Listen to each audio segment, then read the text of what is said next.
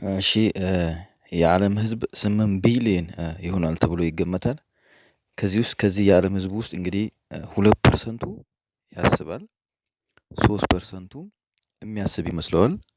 95%ቱ አያስብም። ያው ለመጀመሪያ ጊዜ ይሄን ሀዝ ሳይ ያው እኔም ግር ብሎኝ ነበር። ምንድነው ያስባል ሲባል ለህይወቱ የሚጠቅመውን ነገር ረጅም ጊዜ አቅዶ ወደ ራሱ አምጥቶት ይጠቀማል ወይ ነው? ቀመሩ እንዴት መሰላችሁ? ለምሳሌ አንድ ሰው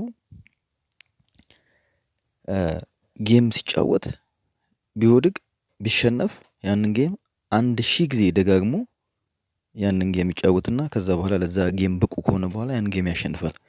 ወደ ህይወቱ ሲመለስ ግን ለምሳሌ ንግድ ሲነግድ የመጀመሪያ ኪሳራ እንደከሰረ ይተወዋል ስራውን። አትሌት ከሆነ የመጀመሪያውን ሩጫ እንደተሸነፈ ይተወዋል። ተማሪ ከሆነ የመጀመሪያ ፈተናውን ተፈትኖ እንደወደቀ ፈተናውን ይተወዋል። ይህ ማለት ምንድነው? እኛ በህይወታችን እያንዳንዱ ነገር በልምምድ ተለማምደን ከዛ ከበቃን በኋላ እንደምናሸንፍ አናውቅም።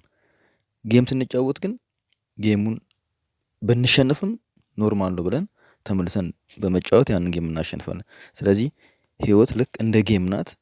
ጌምን ተለማምደን እንደምናሸንፈው ሁሉ በህይወታችን የሚያጋጥሙን ተግዳሮቶችም ተለማምደን ማሸነፍ እንችላለን። ያንን እናድርግ እላለሁኝ። አመሰግናለሁ።